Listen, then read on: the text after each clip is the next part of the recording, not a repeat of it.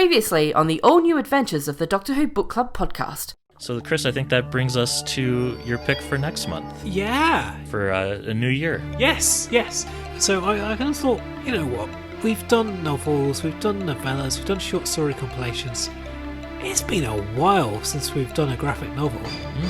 So I thought what I'll do is I'll take us to one of the golden ages of Doctor Who and comics, because you hear a lot about the 80s, and yeah, the comics in the 80s were great, particularly in the Colin Baker era, but I thought I'd steer us to another fantastic little run. Well, we're going to encounter the 7th Doctor, we're going to encounter the 1st Doctor, we're going to encounter the 5th Doctor, we're going to also encounter the 4th Doctor. We are going to experience the Panini collection known as Ground Zero, which was released last year, but based on from comics from the 90s. So an interesting selection. Kind of a mixture of several different Doctors. Yes. And now our story continues.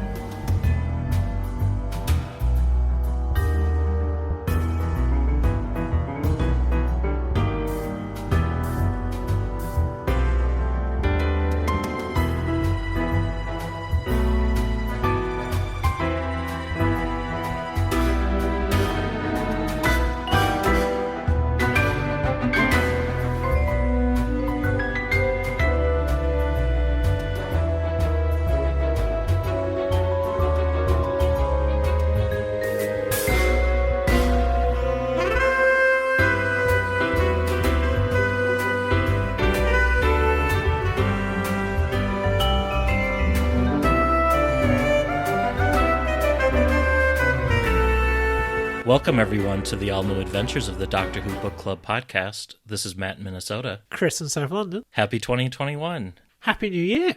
How's it going, Chris? It's remarkably similar to 2020 so far. The the plague has not been dispersed yet, but we are safe and well, which I think is all you can ask for in these times. How are you? Yeah, same. Not a whole lot new. I've been enjoying my winter break, and we've had new Doctor Who and new Mandalorian and Wonder Woman, so I've been having a very exciting holiday, even though, haven't been able to get with family and friends, but making the most of it. Yeah, that's good.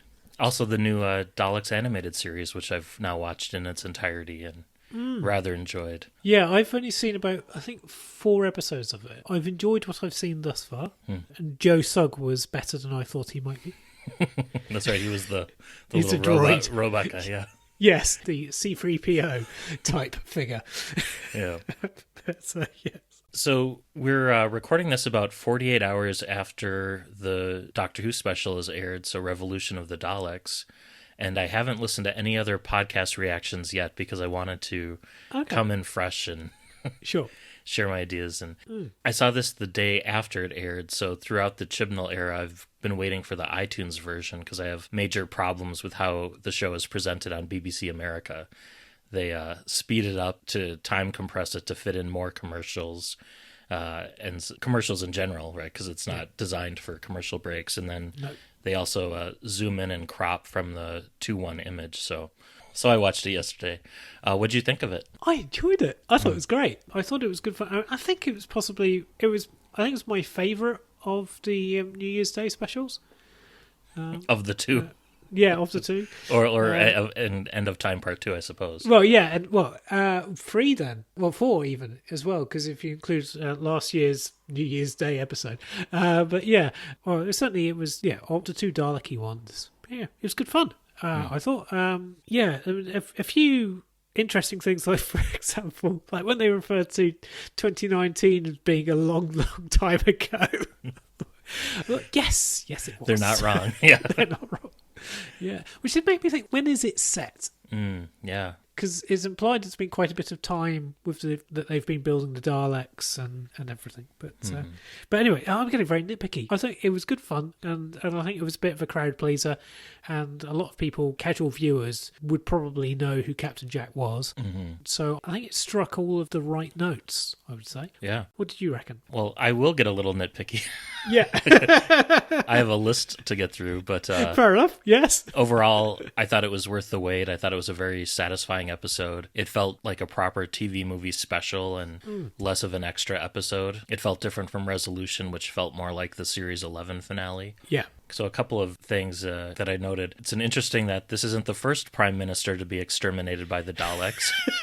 We have Harriet Jones there first. I was really sad to see the spare TARDIS destroyed, and imagine the fan outrage if she kept the one with the functioning chameleon circuit instead.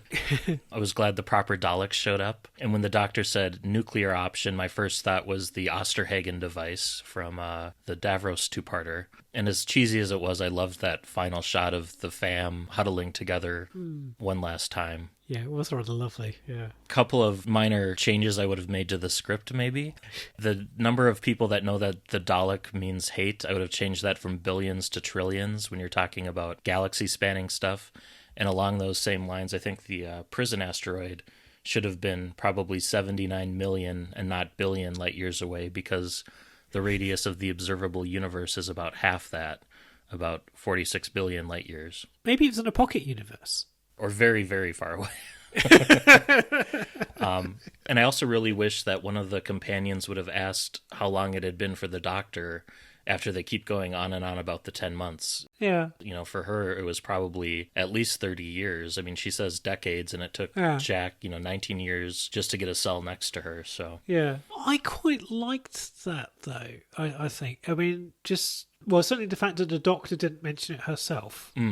Yeah, that does speak highly of her character, I think. Yeah, I thought that did kind of work. I wonder what happened to all the future people that survived the Timeless Children, because they don't get a mention. Are they on Earth now somewhere? Hopefully they weren't in the other TARDIS when it got canned. Yeah. Well, living in the home or something, Yeah, maybe they're in Sheffield somehow doing stuff. I don't know. But yeah, I kind of thought that they wouldn't get a mention. Well, I thought we wouldn't see them, but I did wonder whether we might just have like a little throwaway reference. But speaking of cameos and throwaway references, all of the fellow prisoners the doctor had, the various inmates, like the silence and everything. Oh, that was great. Oh, yeah, and Angela, the Weeping Angel. Yes! And the Pating. Yeah, those were great. And speaking of throwaway references, I'm really excited that Gwen got a mention, and I wish we would have gotten a shot of her taking, the Dalek out on the motorbike, but that was hilarious. And I could see like at least 2 or 3 new Big Finish spin-off ranges launching from this. Don't you think?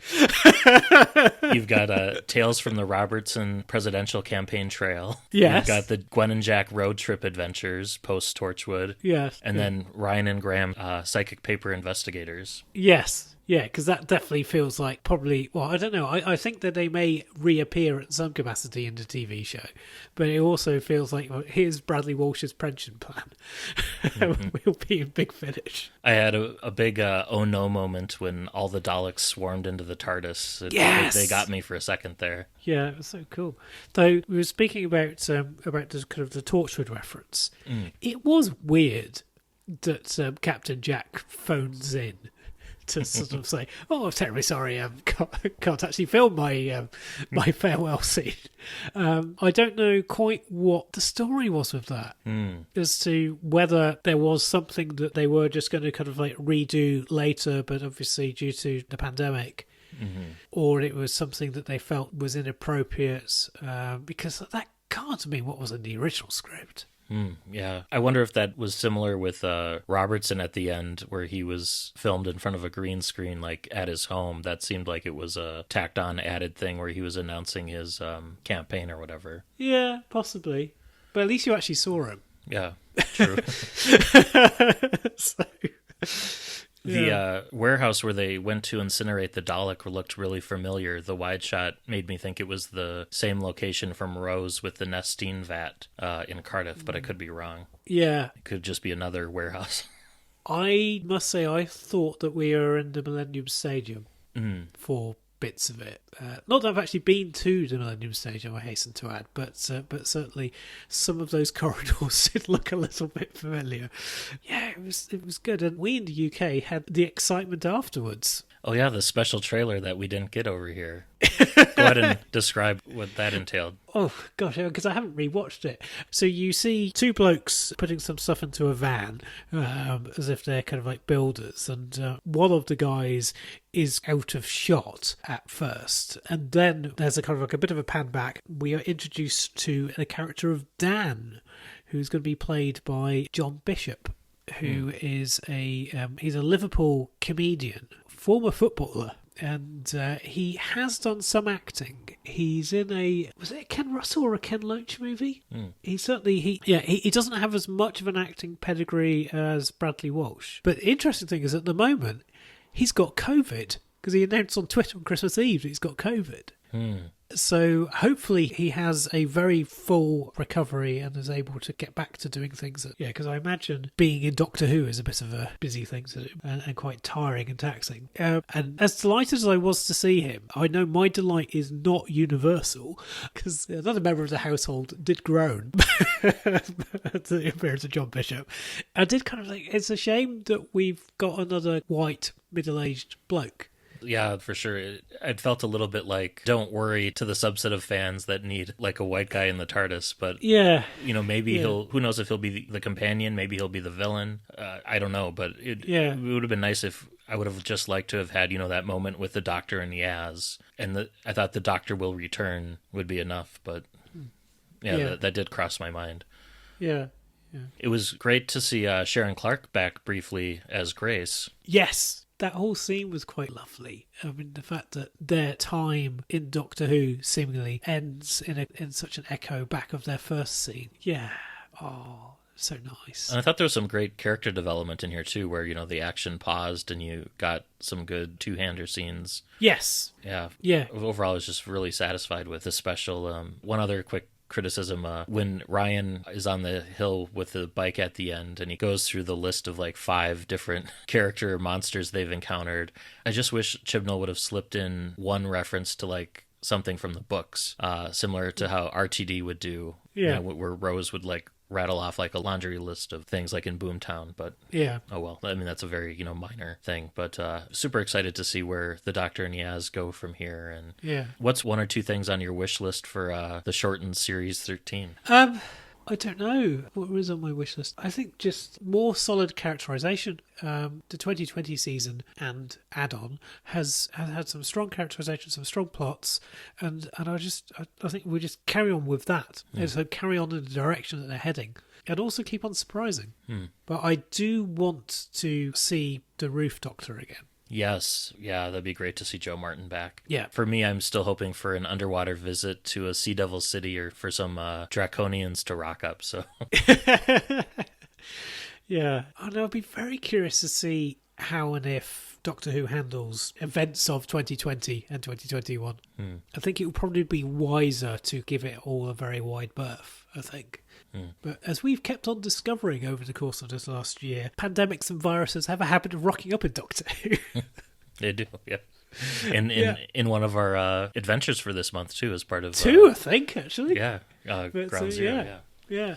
So, show and tell.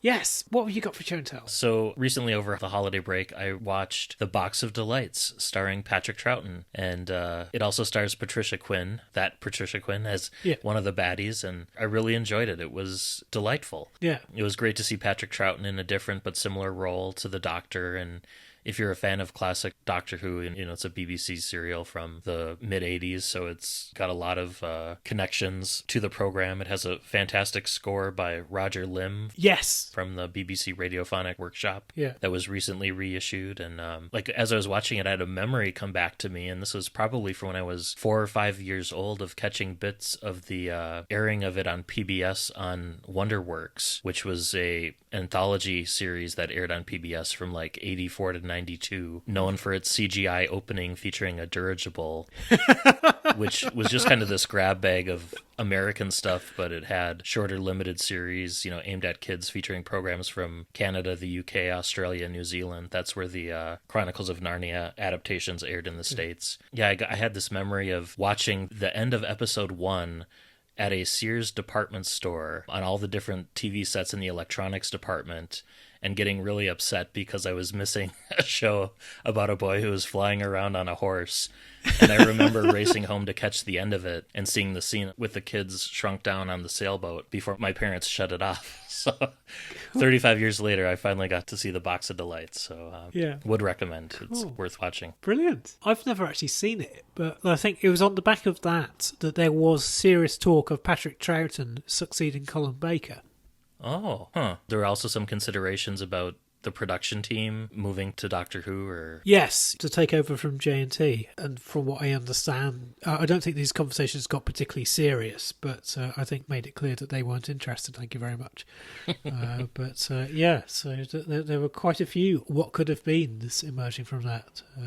Yes. Very cool. Well, what do you have for show and tell, Chris? Right, so I thought I would stay Dalek-y, and because there's been lots of wonderful kind of Dalek stuff that I've encountered over the last month. I've been listening to Time Lord Victorious and also watching some of the Daleks, the TV thing. But what I've decided to go for is a Dalek coding game called Dalek Hack, which has got Peter Capaldi's Doctor, and you're programming a Dalek to kind of like navigate through a maze and deal with other Daleks, and you're programming it in JavaScript or Python. Wow. So kind of like a tutorial sort of... Yes, yeah. It's comparatively, it's obviously aimed at younger programmers. It's good fun. If you look for dalekhack.microbit.org, you'll find it, and it's rather brilliant. And I think anything that gets kids into coding, because like being able to code, I think is something that will be increasingly useful as time goes on. Yeah, I thought it's just so good. And I don't think it's Capaldi doing the actual voice. I think it's John Coleshaw. So, yeah. That's cool. I hadn't heard of that at all. No, I don't know how I stumbled across it. But so let all of my general geeky chums with younger kids know, so that they can then see if their kids are into it. And I gather it is proving a hit with the people that I've shared it with. I mean, it's not the longest game in the world. It's good fun. Cool, I'll have to check that out. Yeah. And Sidney Newman would be proud. It's education. It's continuing the educational remit. More so than the show does. Yes. So this month we are reading Ground Zero, which is the 29th volume in Panini's graphic novel series, collecting the strips that appeared in issues 228 through 243, so July of 95 through August of 96, which was really a transitional time for the program. You had the 8th Doctor TV movie coming out and its aftermath at the same time that the book license was shifting from Virgin to BBC Books.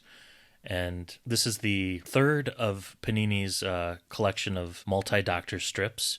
The first was in volume 26, Land of the Blind, which I also read in preparation for this, just to, one, because more Doctor Who, but two, I wanted to get like a sense of what the 3-part strips were before this. And I thought there was a typo on the back cover, thinking that this was the second and not the third volume of strips, but that's because Volume 2 is considered to be the Clockwise War, which collects Capaldi's final 12th Doctor adventure along with some miscellaneous stories from the DWM yearbooks. And that's also where the collected Cyberman strip drawn by Adrian Salmon got republished. So this collection features 6 stories, as well as some supplemental material, like 9 or 10 pages of commentary by the writers, artists, and editors. So shall we... let's begin. So we'll start with... The Curse of the Scarab by Alan Barnes and with Martin Geraghty. So this, I think, marks Martin's debut on the strip, or at least as its semi-regular artist. And it's a run that will continue to... Is it 2004? Oh, I didn't realize he was on the comic for that long. Wow. Yeah, it was certainly for a fair old. He does most of the Eighth Doctor stuff. And Alan Barnes obviously did a lot of audio work for Big Finish as well as a lot of comic work for Doctor Who magazine. Never wrote a novel, and I don't know if he's actually written any short stories. Possibly under pseudonyms. I think he wrote Zagreus, which is the big 40th anniversary. Yes, he wrote other audios as well, I thought. But Big Finish. But yes, I'm going from memory here, sorry. And this is Gary Gilliatt, kind of putting his stamp on the comics. His predecessor, Gary Russell, had initiated the multi-doctor format because it aligned to the scattershot VHS and Missing Adventure releases at the time, where it was... the show had been over for a while and it was more of a sampling throughout time and space, but it was this marks the beginning of like a directional shift in the comics and the types of stories they would tell, trying to, I think, get the comic strip back on a similar course to when it was charting new territory with Park House Gibbons run in the 80s. Yeah, and they'd been somewhat burnt when they were trying to share continuity with the Virgin New Adventures, that often they wouldn't be told of, or at least there was quite a bit of contradiction that was happening, and also some rather similar looking storylines would just kind of like come out. I think it made sense to kind of go their own way, but they then decided that they also just wanted to make sure that the comic strip felt vital. And this collection is part of the whole making it vital. And certainly, I mean, I know during the late 90s and very early 2000s, I know the first thing that I would pick up and look for in Doctor Who magazine was the comic strip. Yeah, because this was several years before Big Finish would launch, so really the only sources of New Who for most of the 90s was this comic strip and then, 2 books a month, and that was it, Yeah. So yeah, let's go back to the summer of 95. Yes, and the Curse of the Scarab. Yeah, so the Fifth Doctor and Perry find themselves in an ancient Egyptian tomb, or so they think, because in quick time they realise that they're on a studio backlot in 1930s Hollywood, where there's an eccentric director called Seth Rakoff. Which, that sounds like some kind of like Carry On name, doesn't it, or something? And he's filming a movie with Rashid Kamak as the mummy, and the film is running over budget, and there's a producer hanging around called Monroe Starr, who's threatening to remove Rakoff from the project. But the Doctor is more concerned in the fact that the sarcophagus in the middle of the set is a genuine scarabaeus, which according to legend holds the beetle god Kefri. Starr is killed while watching rushes of the day's work, and his internal organs are removed. And the Doctor and Perry don't know what's killed him. However, it's made quite clear to the readers that it's a mummy from kind of Pyramids of Mars mummy, and also it has kind of like what's described in the commentary as a Wolverine moment. That's a lovely way of putting it. With a slightly different onomatopoeia for the blades. Yes. So the mummies are back and quite brutal. But so Doctor and Perry head off to a pyramid prop on the set, and they find, unsurprisingly, it's filled with Osiris technology, including the mummy that's just been killing Star. And they find in there Kamak, who starts to tell his story, because he's dying, even though he's about 20, and his body is being eaten away from within by the curse of Kefri. And Rakoff had hired him as a guide in Egypt and had taken him to the tomb that had been described in the grimoire of Anubis. And Karnak, when he was in the tomb, fell under the spell of Kefri and was forced to accompany Rakoff and the contents of the tomb back to America. So an interesting opening Yes. to the proceedings. So then the director, Rakoff, he sneaks into the pyramid and he shoots Karnak dead. And then he tells the Doctor that in Hollywood, nobody will even notice that he's casting a spell to raise Kefri. He casts the spell which brings the extras on the set and Perry under his psychic control, and he forces the Doctor to complete the ceremony which will raise Kefri from the dead. The Scarabus turns out to be empty. Kefri has already entered Karnak's body and has been feeding on him for months. Perry removes the ankh around Karnak's neck, restoring Kefri to full power, and the scarab god releases a plague of locusts, which then consume the greedy Rakoff and prepare to devour the earth. But before the swarm of locusts can escape the backlot, the Doctor holds the ankh in front of a studio light, casting its shadow over Kefri, which traps Kefri and causes him to freeze in place. The Doctor then orders one of the Osirian robots, one of the mummies, to seize the totem, and the robot rips Kefri apart trying to seize the shadow. The Doctor and Perry depart, but the Doctor's unaware that earlier, while she was alone on the lot, Perry had a strange encounter and was removed and returned by someone or something. Yes, keep an eye on that one, listener. Yeah, at first when I was reading the story, I thought that was like a mistake in the edit or something, where I did notice it and I was like, wait, something weird happened there. But I didn't really figure it out until the following strip. Yeah, where the scene's kind of repeated. But yeah. I will confess, I didn't notice it at the time. Huh. And I didn't notice when it's repeated either. When something similar happens further down the line, I did not notice. But that's because these were coming out, on a monthly basis, and I wasn't rereading them. Mm-hmm. But I did, though, teach me to then reread carefully in case there was something else being seeded. Which is, I think, the first time something like this has been done in the comics, which was rather novel at the time and exciting, I'd imagine. And yeah. I like how this story features the Fifth Doctor and Perry. I'm always a fan of, stories with underrepresented Doctor-companion combinations. Mm. With that said, an American would have said drafty and not droughty, but I suppose that's as much Perry as anything. Yes. And when they first showed up in the Egyptian tomb, my mind went first to Aramem, but, she's still 6 years away from being introduced. Yeah, who knows? Maybe this played a small part in kind of like thinking that. Or like sparking their interest to visit ancient Egypt, There's an odd little reference right at the end about a comedian called Joey Bishop who picks up a book, one of the holy books of Anubis, and starts saying about, so did you hear that Bela Lugosi died today? And this apparently is a reference to something or other, and which I've just seen people say, oh, it's a clever reference, but no one's actually, from what I can see online, I haven't seen anyone explain what that's about.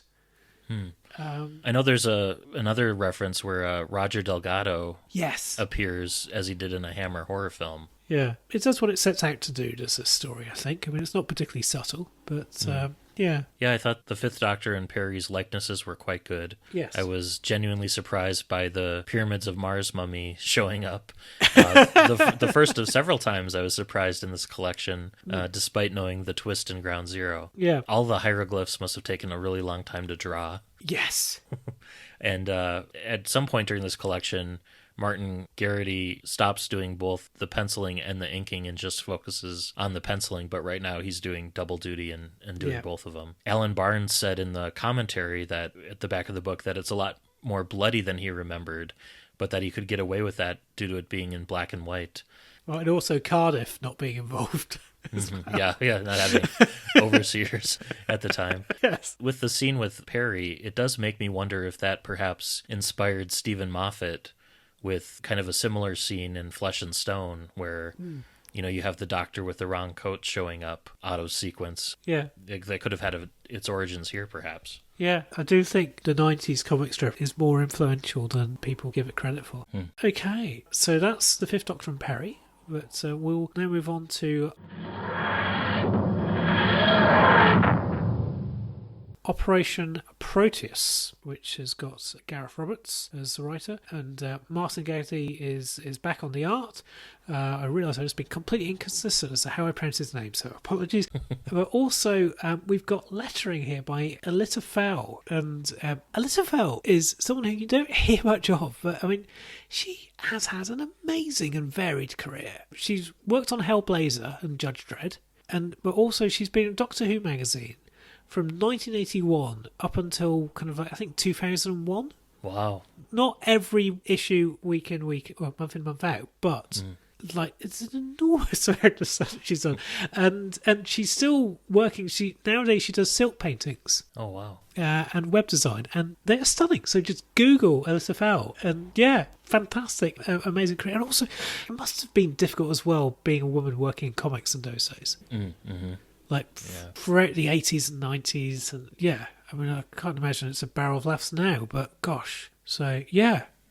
So this is a First Doctor and Susan story set pre An Unearthly Child. So we didn't mention this last month, but this would be another of a handful of examples of stories set in that time frame. Yes.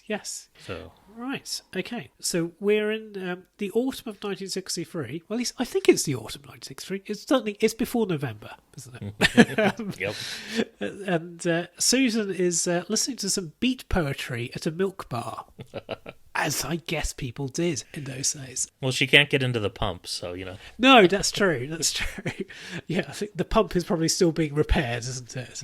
Which is, the pump was a pub that got somewhat rearranged. And it was either this or a wimpy bar, so. Yes. So, so at the milk bar, a man suddenly stumbles in and explodes into a mass of protoplasm whilst babbling about the project, the deeps, and the cross. So she returns to TARDIS to tell the Doctor all of this, and the Doctor works out that the man was referring to King's Cross train station.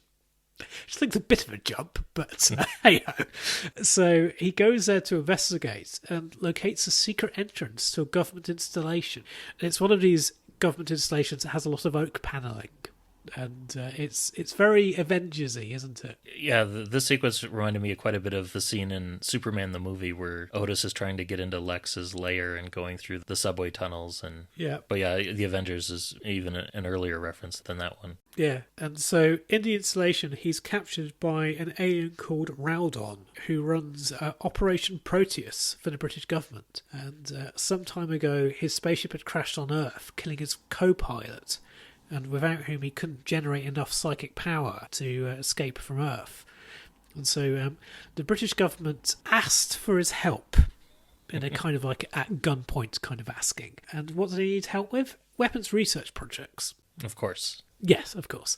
And so Raldon, realising that he's on a planet of savages, has been kind of twisting the project to his own ends. He intends to mutate a human being into one of his own kind to provide himself with a new co-pilot, but his current serum is unstable and will convert only 1 out of 1,000,000 humans. And throughout this, Susan refers to the TARDIS as TARDIS. Yes. I thought that was a Peter Cushing thing. Like, did Susan do that as well in the early Hartnell stories? Because I don't remember her dropping the definitive article all that much. But, I mean, they usually refer to it as the ship. Yes, yeah. But yeah, I did notice it both in this and later on. Yeah. TARDIS being referred to that way. But anyway, so meanwhile, Susan stumbles across a group of college students living in college dorms deep within King's Cross. This is not normal. No. And she meets Clive and Laura, who look a little bit like Janet Fielding and Mark Strickson. Yeah, for some reason. They do, don't they? They very much do. And they believe they're test subjects for vaccines. But in fact, they've been injected with Raldon's serum, and he's released one to carry the toxin to the surface. And soon, everyone in the world will be infected, and at least one of the victims will be close enough to Raldon's true species to provide him with the psychic energy he needs to escape from Earth. And to Susan and Clive's horror, Laura starts turning into one of these weird husk mutants as well. And meanwhile, up on the surface, another beat poet starts mutating and quickly spreads the virus across the city. Escapism. So a bit of 2020. Yeah. Isn't it great? Having a quickly spreading deadly virus going across the city of London. Oh well. With a mutated version. Yes! Yeah, a mutated one of that. Great. Oh dear. I mean, I remember, throughout the history of this podcast, when certainly we've been hosting, and I don't know whether the previous hosts have ever had this, but we always seem to accidentally stumble across modern day references and sort of stuff. We just go, what? And certainly this last year. Funny you should say that, because just last night I got a text from Jason Tucker, who runs Console Room, and he says, I just finished episode 26 of your podcast, posted April 2019, and Chris mentions that he's not traveling outside of the UK right now because of Brexit, and you used the phrase sheltering in place. So we're nothing if not prescient. Oh my god! Right. Okay. Anyway, back to Operation Proteus. Yes. So we've got a virus spreading across the city. Joy. One of Rowdon's guards kills Laura and then orders Susan and Clive to follow him to the control room where the Doctor and Rowdon are. But as the virus spreads, Rowdon's previous failed experiments are being driven mad by its effects. And one of them comes and attacks him. And the Doctor uses Rowdon's equipment to develop a genetic stabilizer and releases it into King's Cross Station. And the stabilizer spreads through the underground system and blankets the city, returning everything to normal. Oh, if that could be done now. All we need is a doctor. Yeah, we need a doctor. And then you hear these radio announcements stating that the police are dismissing reports of a plague as wild speculation. Oh, dear. So the Doctor and Susan then return to TARDIS, but the Doctor is unaware that whilst waiting for him earlier, Susan was removed and returned by someone or something. Yes, so we've got companions being taken out of time. Yes. There's something happening. And yes. This takes place after they've been on Earth for 4 months. Yeah. But the Doctor's more keen on investigating here, so just in terms of my own headcanon, I think it makes more sense to set this after the events of Time and Relative. Yeah. In terms of the Doctor's motivations and stuff. If one were trying to make the comic fit with the books, which I realize is at odds with the editor's intentions here, but I'm not going to stop trying. Yeah. One thing I wanted to ask is, what is the Doctor's work that gets interrupted here? How hard can it be to procure a grave slot to bury the Hand of Omega? I don't know. What other work is he doing? A lot of bureaucracy, I guess. Yeah. You have to come across money to purchase a plot and all that stuff, I guess. Well, I guess you've got to also fake a death. Find a vicar who's blind who can't identify you. Yeah, I mean, I've dealt with various bits of London bureaucracy for arranging a funeral and everything. So, yeah, it can take some time. There's a lot of meetings. I did wonder if Raldon was a returning character from earlier in the comics. I think so. Yeah, because he seems to have like an idea of the Doctor visiting Earth, but yeah, this is his first and only appearance. Yeah. And I did feel sympathetic towards him at first, being held by the government and being forced to reverse engineer technology to aid in, this chemical weapons program. But yeah, it's kind of like a dark version of what happens to the Third Doctor, isn't it? Mm-hmm. Yeah, and so maybe it might have been more interesting if it's been the Third Doctor that he'd been up against. But yeah. It also, again, you kind of think, how come Ian and Barbara don't mention this? Yeah. Lots of people violently exploding into monsters, and you can tell the creative team continues to have free reign here. And it ends very tongue-in-cheek, where the Doctor just says, I refuse to help any further with any cleanup because Susan's late for school. Yeah. Oh, well. Right. So shall we move on? Yeah. So next up is Target Practice. Again, Gareth Roberts, but also this time we have artwork by Adrian Salmon. Adrian Salmon's got a very distinctive angular style of artwork. And he did the Cyberman backup strip series that you were referencing earlier from the early 90s. It was kind of like a homage to like the Daleks comics from the 60s. I would say his art is quite Marmite in that you either love it or hate it, or at least love it or dislike it. And it took me a long time to warm to it, I must say. But he's gone on to do Judge Dredd, sometimes with Paul Cornell. Also, as well, people will probably recognise his stuff from Benny Summerfield audio covers. For many years. Yeah, and I enjoyed his artwork in this. I did. So I think that my tastes have just got, I was going to say more sophisticated. I'm not entirely sure that's true, but you know what I mean. It's certainly fine. Yeah, I quite enjoyed it, the art style. And I recall seeing some previous work from him in DWM, both with like the Bennies, like you mentioned, and then I think he'd also do like little one-panel tie-in comics. Yeah. And I think he still does art for commission and stuff. So if you Google Adrian Salmon, then you could come across his portfolio. He is still going today, and I think he has pictures from various franchises that you may recognise. Definitely worth an investigation, I think. So anyway, right, Target Practice. Yeah, so this one starts off with the Third Doctor and Joe Grant are attending a scientific conference, but they get called away by an urgent message from the Brigadier. And I have to wonder what Joe is doing at this conference. Like, I could see the Liz being there, but, you know. Assisting? Assisting the Doctor, yeah. Yeah, in whatever capacity. Yeah. Initially, they think that, maybe units stumbled across the Master and a Sea Devil and various other foes as they enter into this kind of deserted town. And then they realize they were summoned to a unit training facility where they find a Colonel Ash waiting for them, who looks sort of like the Brigadier. Yeah. One of those military types with large mustache. Yes. A little bulkier. Yeah. Yes. A little bit bigger. But Ash claims that the Brigadier's been unavoidably detained and they must meet elsewhere. But as they approach Ash's helicopter, Ash erroneously identifies an Auton as an Ogron, one of the targets, which tips his hand and reveals that he isn't a unit soldier after all. Yeah. I don't know. Is this... Yeah, this does strike me as being a bit of a leap. but you need something, don't you? But yeah, so the Doctor manages to kind of escape, though Ash threatens to kill Joe if the Doctor doesn't show himself. And Ash is in fact a Soviet officer who has come to take the Doctor to the other side of the Iron Curtain to work for them. And the Doctor says that the Earth's growing politics are hardly his concern and starts walking off with him, which is a bit of a surprise. The Brigadier arrives, and in all this confusion, the Doctor takes out Ash with some Venetian Aikido, and the Doctor reveals that he had the whole situation in hand, because whilst Ash was holding Joe prisoner, the Doctor was filling the gas tank of Ash's helicopter with sugar. And I'm not sure how much in control of that situation. I don't know how well that plan would have worked. Yeah, and for a moment there, I did wonder about his abrupt about face and is he going to join the Soviet Union or? Yeah. And this was a one-part story, so it was just kind of a short, self-contained one.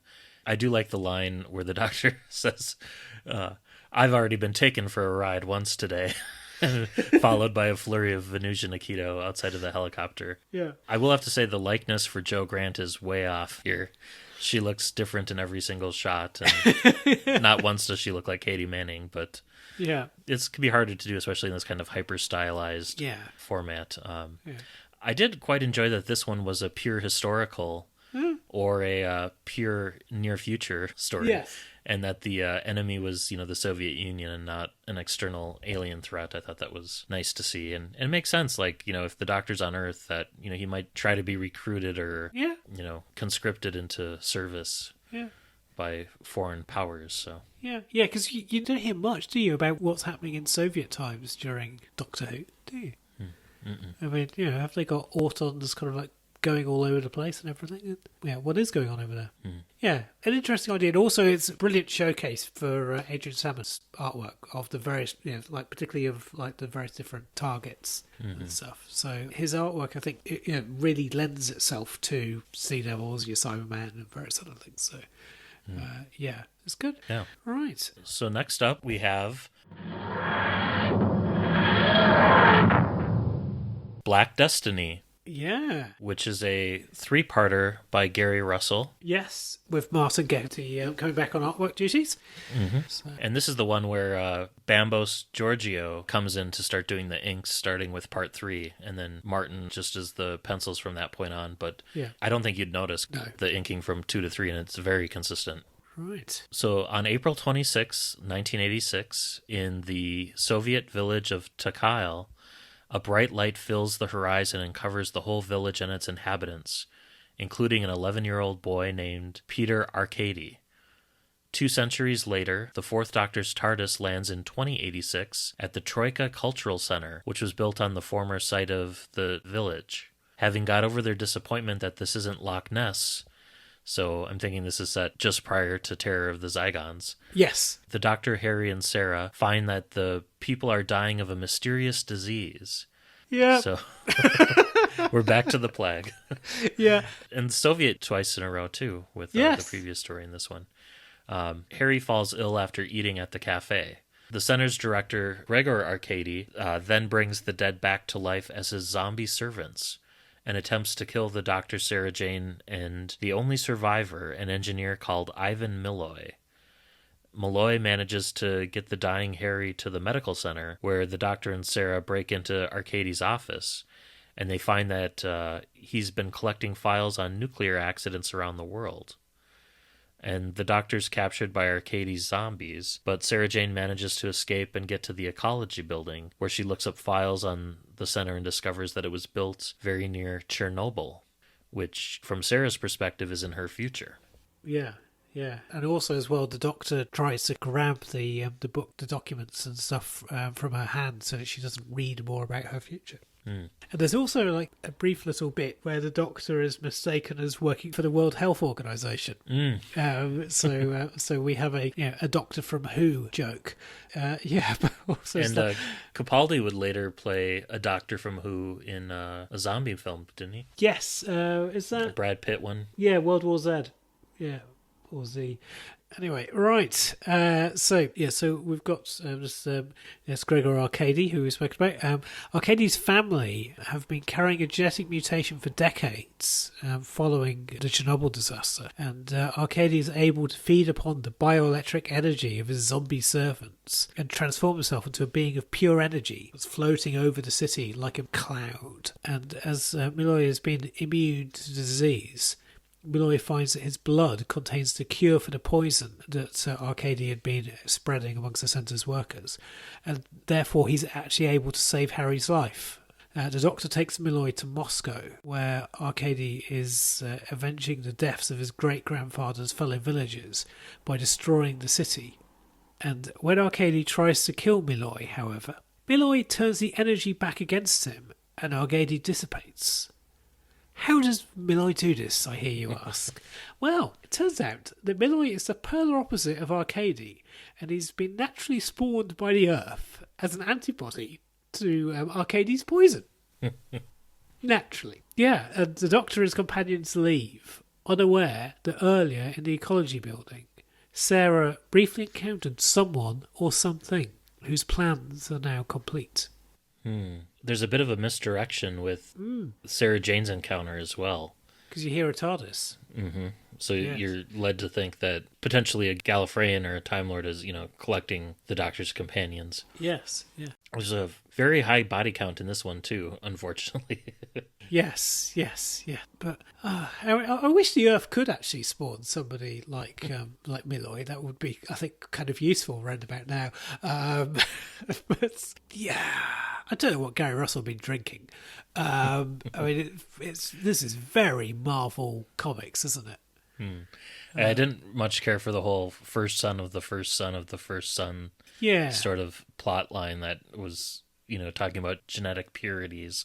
Chernobyl was highlighted, and that it was almost presented as like a fixed point in Sarah's future that she wouldn't be able to alter even if she wanted to. I kind of got that impression from the Doctor's conversation with her about it. Yeah, but also I just kind of think... it does seem like a blasé way of narratively treating such a horrific thing. I do find it a little bit odd. I mean, I'm just trying to think of like what a modern parallel would be. I mean, like you wouldn't have the Doctor rocking up during the Boxing Day tsunami or September the 11th or something like that. And those are events that are far further away in history to us now as Chernobyl was to this. It's really odd. But the artwork's really good. Oh yeah, the artwork's excellent. The likenesses are great. Yeah, the artwork's excellent, and there's some nice little Harry moments as well. Yeah, the artwork's really good, but it's just an odd story. All of this leads to the eponymous title track, the main event. Yes, our feature presentation. Indeed.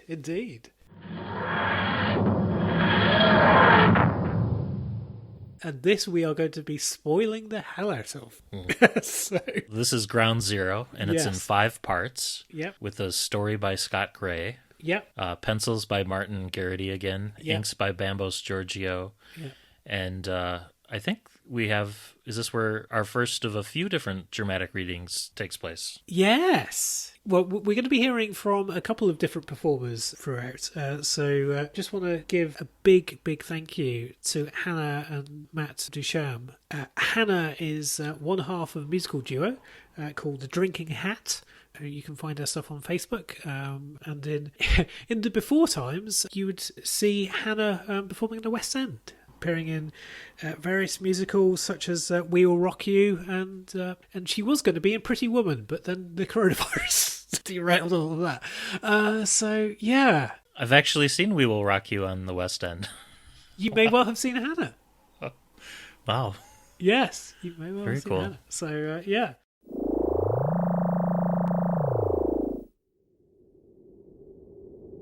The image on his face is still with me, even now. It's so cold. The door is closing. He looks so old. Suddenly, I'm leaving him alone. But that's the end. In the beginning, there was the carnival.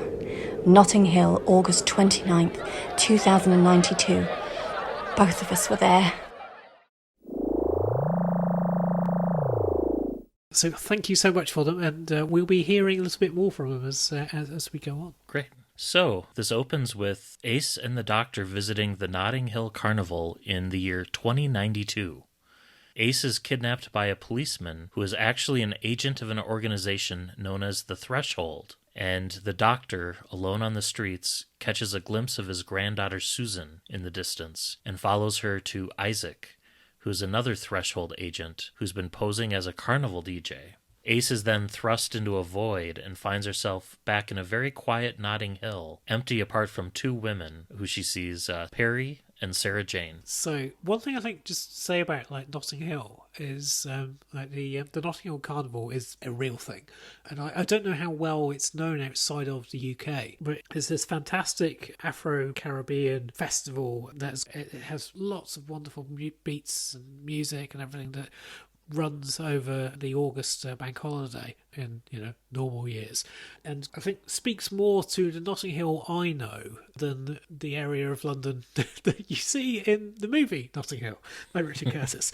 But yeah, it's the same bit of London. So I just thought I would just give you a little bit of context that this is a real thing, and you see all these fantastic DJs going up and down through the streets and with their side stages and everything. So yeah.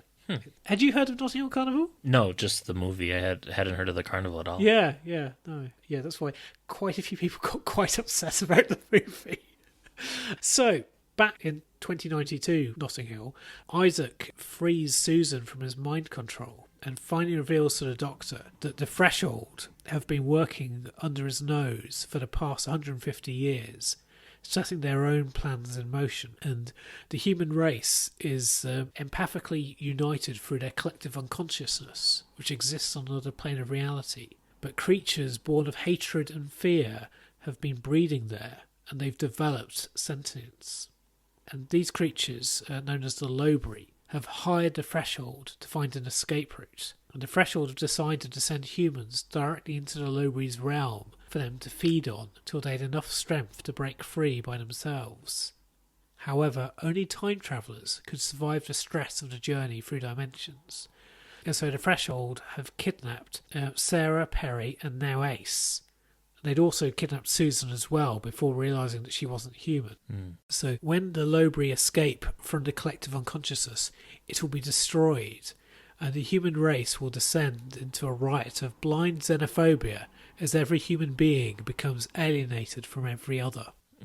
Yeah. No modern parallels, no. The othering, of the... Yeah. And the Lowbury look like giant dust mites. Yes, they do. I think they're their inspiration. Yes. So Perry, Ace, and Sarah are stuck in this Notting Hill kind of zone, which is how the collective unconsciousness is being depicted amongst the Lowbury, where they experience a series of nightmares, including streets made of quicksand, and also a seemingly endless fall before they find themselves face to face with Lowbury pretending to be Santa and his elves. Which I actually read this part of it on Christmas Eve, so it's very fantastic. Very timely, or very serendipitous. So then their faces of the Santa and his elves peel off, revealing their true forms, that giant dust mites that we alluded to earlier. And the Lowbury managed to pin down a terrified Perry, while Ace and Sarah are kind of webbed to the ground. And as Ace tries to think of a next course of action, Sarah realizes that the sky is full of human faces, the faces of those feeding into this unconscious realm. So the Doctor manages to steal Isaac's threshold ring and pilots the TARDIS into the collective unconscious. Isaac had claimed that only humans could survive this, but the Doctor and Susan arrive intact, but the TARDIS console room has been completely devastated by the journey. And the Lowbury there are feeding off Peri's terror, though Ace manages to escape from hurt bonds and uses some Nitro 9 to drive them off. And the Doctor arrives and uses Isaac's ring to open a gateway into the heart of a sun, which destroys one of the 3 Lowbury. And Isaac then manages to remotely summon back his ring. And as the 2 surviving Lowbury attack, Ace tries to defend the Doctor. And this is where we have another dramatic reading / performance. So shall we have a listen to that? Yes, let's. Lost, lost, lost! Our brother is gone. 3 were needed for the shattering of the Dreamers. No strength to crush them, but still enough to kill the Time Lord. Can't move. Ace, get away! And leave you? Not my style, Doctor. All yours. So let's get to it, you scumbags. Open wide, handsome. Now look what you've done. That's my best friend's Oh! Stupid little girl! Who are you to mock us? We are Nightmare Eternal. We are the Lowbury. You do not know where you are. Wrong, Jum. I know exactly where I am. No! I'm at ground zero, and so are you!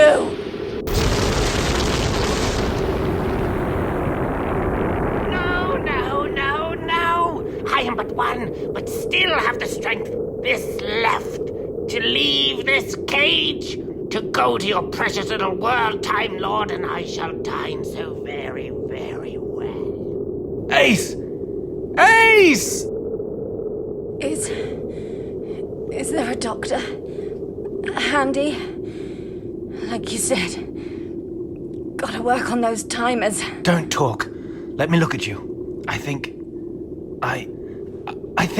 It's getting cold, Professor. Time of year. We'll go somewhere warmer next time. Professor, we did good, didn't we?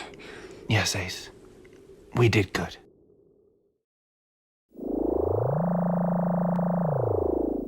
Thank you, Matt and Hannah, so much for reading that. Yes. As you've just heard, so one of the Lowburys managed to pin Ace down, but she pulls the tab off her last Nitro 9 canister, blowing up both the Lowbury and herself. And that was a shock, I have to say. I just remember just reading that and just going, what? So, yeah. And for me, I knew Ground Zero was where the comics and book continuity really diverged, and I wasn't able to come into this bit unspoiled, but the artwork just really got to me and, captured that emotion. And just curious, too, like, what was fan reaction like at the time? Both in terms of just the decision itself and then the decision to split continuity. Do you recall at all? Well, I seem to remember there was a little bit of anger, but I think people by and large were supportive just because it was showing risk-taking. I remember there being more anger about something that Doctor Who magazine does further on in the 8th Doctor's adventures. When Nick Briggs joins the cast. This though, I think it was more excitement from what I remember. And certainly I think for me, this felt truer. If you see what I mean. By this stage, I'd heard about the plans that she would have joined the Time Lord Academy and everything, which, I don't know. Would you have done this on TV? I don't know. I suspect possibly not, but because it's an awful reward for people that have been emphasising with the character. And even though the show's ratings were not great, but were a lot of young female viewers who were identifying with Ace. And like if you watch some of the DVD clips, you'll often see the comedian Josie Long talk about how Ace was a great identification figure and a hero. And so it's like, Yeah, I think this is a story that you couldn't do on TV, but you could do on the comics and in the books. Yeah, of all the different fates for Ace, I guess, so her dying here, or her being in the Dalek Wars, or opening a charity, or traveling with Hex, I feel like my favorite of those is probably the Ace that was in the Dalek Wars, and then would later travel off by herself in Set Piece. But I'm glad Ace went out the way she did, I guess. I was going to say with a bang, but I'm not sure why they had to kill her off necessarily. I understand wanting to split continuity, but there are less deadly and senseless ways to do that. But I think it would have helped, too, if we would have had more stories with the Seventh Doctor and dealing with the aftermath of her death. But, after a one-off, which we'll get to in a moment, the Eighth Doctor strips start right up with Endgame in issue 244. So one thing I was appreciative of was that in the commentary section, Martin Geraghty mentions that he was originally commissioned, or story was originally going to be a 4-parter and not a 5-parter based on Gary Gilliatt's letters that's included. And I'm glad they went with 5 parts to kind of let the story breathe a little bit. And to finish the piece, the last remaining Lowbury then has enough strength to flee to Notting Hill, but not enough to destroy the collective unconsciousness behind it. And the Doctor carries Ace's body into the TARDIS and returns to Notting Hill, where, due to the damage it had suffered, the TARDIS materializes in the same place as the Lowbury, which splatters its remains across the street. And you get a scene where the Doctor's asking Susan, are the TARDIS safety protocols initiated? And she says no, and he responds, good. And that panel in particular, just the twisted asymmetry in the Doctor's face. You can really just see him struggling with Ace's death. And then the Doctor confronts Isaac, realizing that the Threshold deliberately used him to dispose of the Lowbury while fulfilling their contract to the letter, and he vows to avenge Ace's death. He then removes Sarah and Perry's memories of the events, takes them and Susan back to their timelines from which they were kidnapped, and departs alone.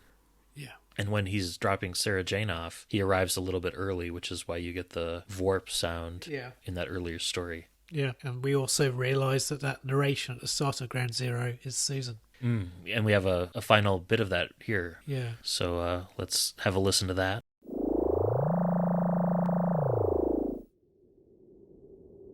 When Isaac first released my mind, I stared across the darkened room and saw my grandfather. He wore a different face, but I recognised him. My people have always known how to look beyond simple facades. But at that moment, that terrible moment, when he carried Ace's body back to TARDIS, I looked at him again, and I saw nothing of my grandfather there.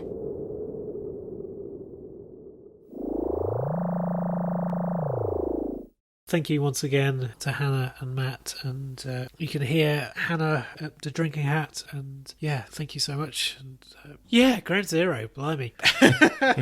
The Letra-toned Threshold would return again versus the Eighth Doctor. Yes.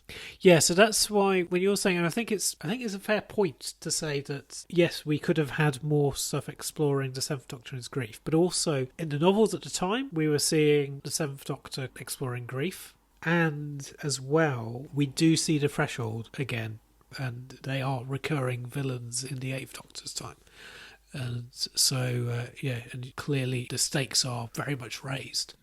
The broken question mark umbrella really got to me too, where you see that lying next to Ace's body. And of course, the Crisis on Infinite Earths tribute, where the Seventh Doctor's holding Ace like Superman held Kara. Yeah. So had you seen any of that art before? Or a couple pieces of it, but not that one. Yeah. And a couple of times in this in particular, they used the Watchmen 3x3 grid to great effect too. Yeah. For a couple of pages. Yeah, I mean, okay, sure, there is a bit of kind of like shock value to this, and yes, they could have probably found a way to have written Ace out without necessarily killing her. But it certainly also succeeds in meaning, people like me, the regular readers would gravitate to the comic just to kind of see what on earth's happened next. Yeah. And here we are, talking about it 25 years later. Yeah. It was that impactful. And yeah, because I think I dropped it. I think I physically dropped it when I saw that panel with him cradling Ace. Yeah, and that one reminded me of a bit of Batman and Jason Todd too. Yeah. In terms of the Yeah. the emotional impact and also how it's drawn. Yeah. This one in particular was just a real page turner for me. It feels like both a bridge to the TV movie as well as a bridge to the new series in the modern era. Yeah. You know, including the destruction of the console room to make way for the new one. Yeah. And I found it fascinating that Gary Gilliott was on the set in Vancouver faxing back sketches of the TV movie costume to Martin Geraghty, you know, kind of on the fly from Vancouver. Yeah. And they include some of those in the supplemental material too. Yeah. I mean, that's the great thing about all of the plotting and everything, because originally the idea was that this was a way which they could bring back the Seventh Doctor and Ace so they could have continuing adventures with her. Well, with them, rather. So Ground Zero, I don't know what it would have been called. Maybe it would have been called Enter the Threshold or something, or Crossing the Threshold. But yeah, that would have been the first of a whole series of adventures with the Seventh Doctor and Ace, but then the TV movie happened. And I mean, I think this would still have been an impactful story. Yeah, either way. If Ace hadn't been killed, just because, I mean, there's real strong imagery in here, and you've got the comic strip firing on all cylinders, and it continues to for quite some time. And Scott Gray, he'd worked on the strip before, I think under the name of Warwick Gray, often doing artwork. But yeah, I mean, he carries on working on the strip for and in Doctor Who comics for quite some time. And for me, I mean, okay, sure, this is because of the era and everything, because this was when I was reading this. But I mean, for me, I think Scott Gray's stuff is, I think, up there with some of the greater eras of the Doctor Who strip. I mean, okay, sure, we are here at the start of it in many respects, but yeah, it's quite something. Yeah, I'm really glad you picked this, because it's just it's a monumental, you know, it's one of those touchstones that really, I mean, if you're a Doctor Who fan, you owe it to yourself to experience the story, even if, like, you know, from my perspective, this isn't my preferred continuity outcome for Ace, but it's a fascinating what if you're of that mindset, or it's if this is. If your headcanon is the tried and true DWM comics, then, you know, this is even more impactful. Yeah. But it's just an emotional story, a really strong story. Yeah, and you get emotional work in the rest of his Doctor Who stuff. So, and he also goes on to do X-Men. He was one of the writers on X-Men First Class. Oh. So, he's written even for the 13th Doctor. And he wrote Monstrous Beauty, which is the Time Lord Victoria strip that Doctor Who magazine's been doing. Oh, yeah, with the Ninth Doctor. Yeah, so... Wow. Well, we have one more story in the collection, a bit of a palate cleanser. Yes! Before the Eighth Doctor range launches. So we have... Doctor Who and the Fangs of Time, a one-part story by Sean Longcroft. Yes. Both story and art by him. Yes, and I think this is the only thing for Doctor Who that he's done, because he's not somebody that I'd heard of before, and he's still around. He's been doing, if you go to his website, longcroft.net, you can see lots of pieces of art that he's done. Again, quite stylized, I would say. I don't know, how would you describe his art style? Well, in this... Cartoony, kind of. I would say a little bit more like the, what's that collection of humorous strips that was republished by Mwick from DWM, kind of more in that vein. Oh, the Doctor Who Fun Book and the Bigger on the Inside, which were republished in a collection together. But yeah, the artwork definitely reminds me of that Tim Quinn, Dickie Howitt style. Yeah, and he's done sort of posters of the 13th Doctor, as well as various other things that you can have a look at if you go to his website, and some interesting stuff. So this opens with Doctor Who fan, writer, and artist Sean Longcroft trying to write a Doctor Who story for the BBC. And when he starts crafting a story featuring the Sontarans and the Delgado Master up to no good in the countryside, Sean finds himself having a visit from an old friend, the Fourth Doctor himself, who helps Sean to remember how he used to feel about Doctor Who, such as queuing in a supermarket freezer section to meet Tom Baker. He then remembers in the 80s falling out of touch with the program when university life and The Omen got in the way. I loved the start of this, because I think I've spoken before about how I dragged my mum into a shopping mall so that I could see John Pertwee when he was there in Wurzel Gummidge costume. And so I was like, yeah, sounds about right. Though I am wondering what story he's writing for the BBC. Is this for BBC Books? Yeah, who? I guess it must be for BBC Books, or because 2 years later it would have been for Big Finish, wouldn't it? But, yeah, or the comics, perhaps. Yes, yeah.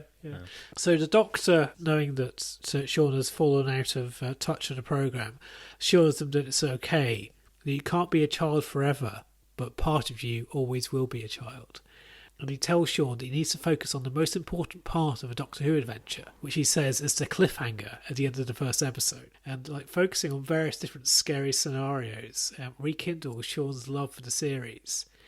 And he says that maybe he had to lose Doctor Who from his life to remember how much he loved it. But he's struggling to come up for an end to the story. And the Doctor smiles and tells him how to end it, which is to have his version of the Doctor and Sarah heading for the TARDIS, engaging in banter, and kind of mid-joking around. This fictitious Doctor turns to Sarah as his face slides off, revealing an android underneath.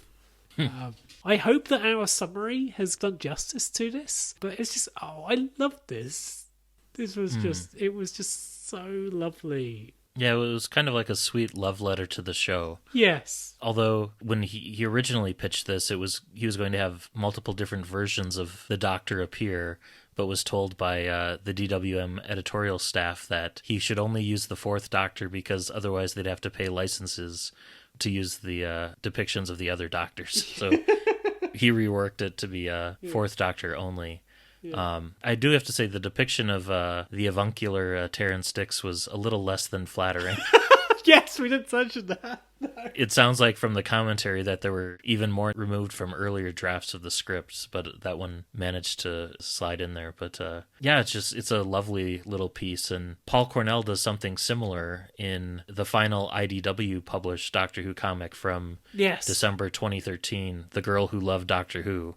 Yeah, so... Oh, yeah. And there's a quote from Sean Longcroft at the end, which really sums up the feeling of this piece, I think, where he says, "We're all the same age on planet Who. For all the responsibilities, terrors, lusts, and neuroses life might subsequently propel us into, ultimately we'll all forever be connected to that naked wonder we felt the first time we encountered Doctor Who. And while we have that, we'll never grow old, which is what Doctor Who has always been since the very beginning. Actual time travel." Yeah. Just lovely. Yeah. It's a shame that we've not had more from Sean Longcroft, but then again, I think this is just such, as you say, it's just such a perfect little love letter, isn't it? Mm. Yeah. So how would you score this collection? Oh, gosh.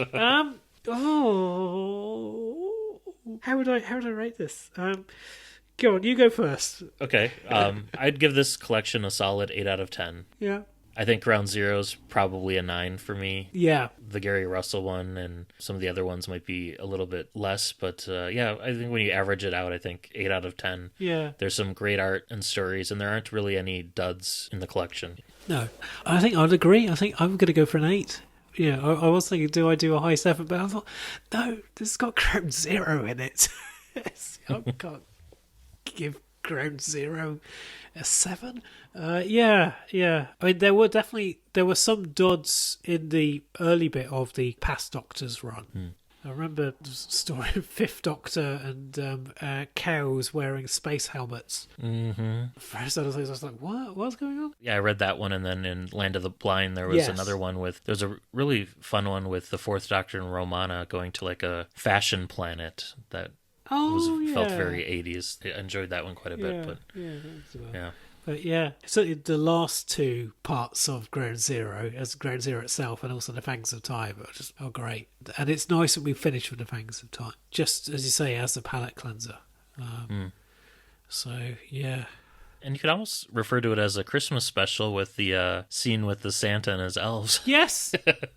I mean, it certainly has more connections to Christmas than some of the other Doctor Who Christmas specials out there. Particularly televised episodes, yes. But yeah. Quite why Santa would be appearing in the collective consciousness of people at the Notting Hill Carnival, which is in August, I don't know. But Hey-ho. I suspect that maybe that particular issue came out around December time. I don't know. In fact, it probably didn't. I don't know. Because, see, it does go into the Eighth Doctor stuff. So, I remember reading it, kind of thinking, did they know that the Seventh Doctor was going to be coming back? And did they do all of this? Had they been sort of carefully plotting this since probably like late 94, to tie this into a TV movie? Thought, no, a last-minute adjustment. Yes. it all works. It all works. Yeah. It was a lovely pick, and really glad I read it. So so I think this is do feedback. Yeah, listener feedback. Yes, let's do that.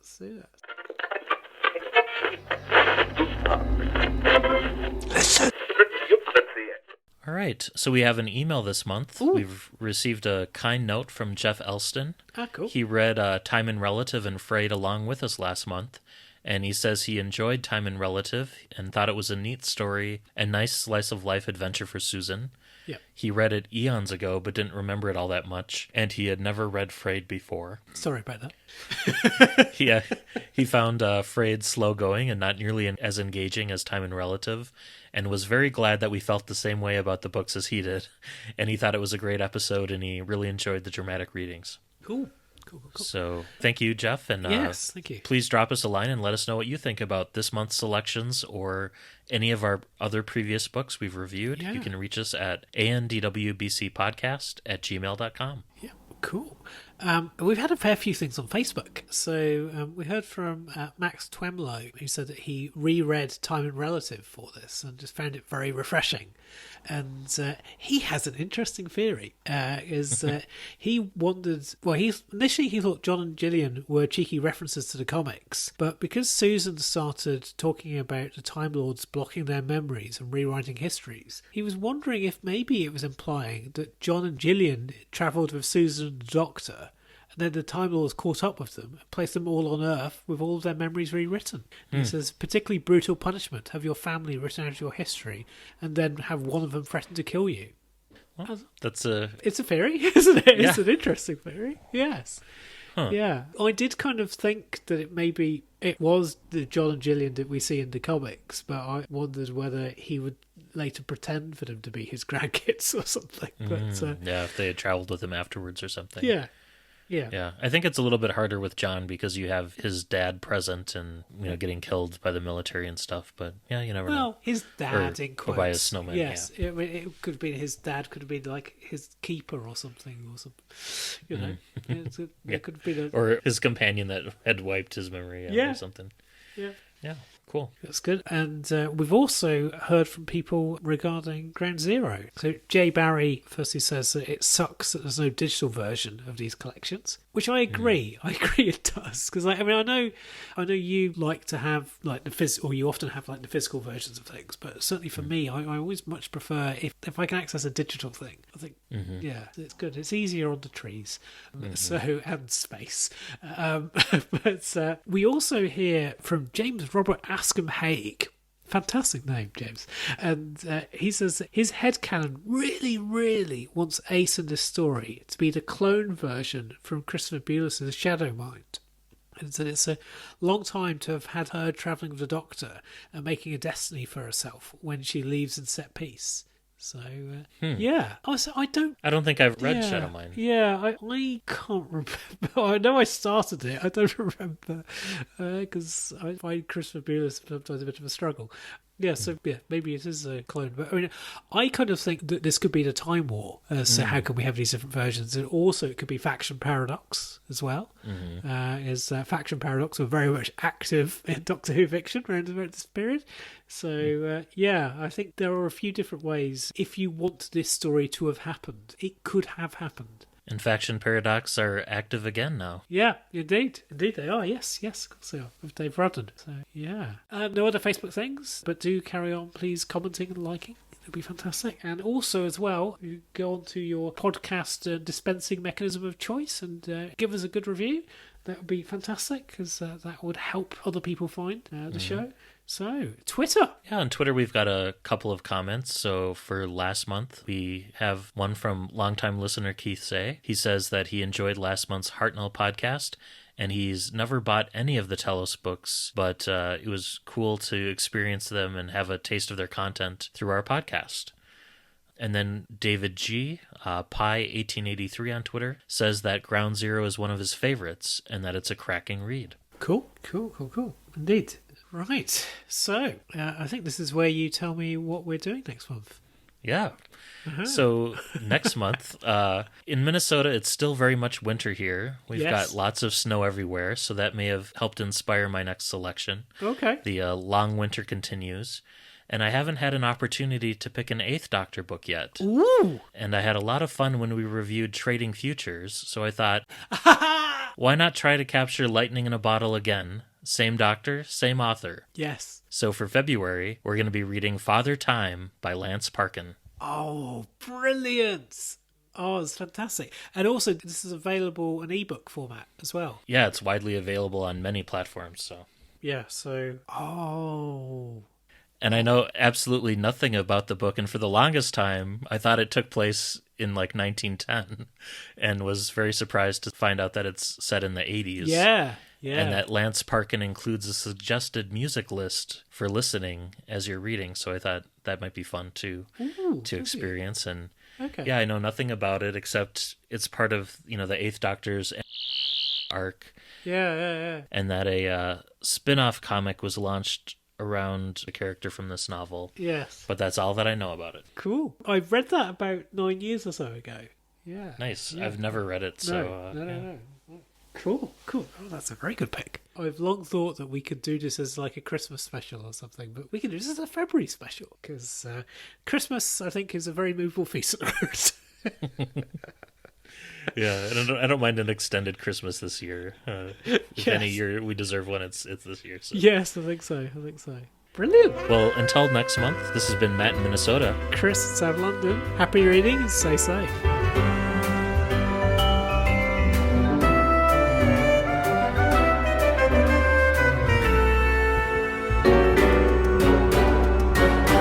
Thank you for listening to the all-new adventures of the Doctor Who Book Club podcast. Special thanks to George C. Music for use of their song Doctor Who Theme Swing Jazz Version. You can follow us on Twitter at ANDWBC Podcast and like us on Facebook.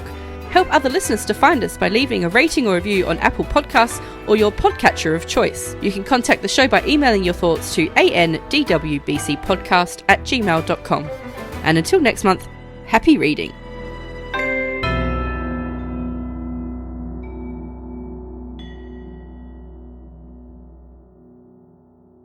Old acquaintance be forgot and never brought to mind. Should old acquaintance be forgot for the sake of old lang syne?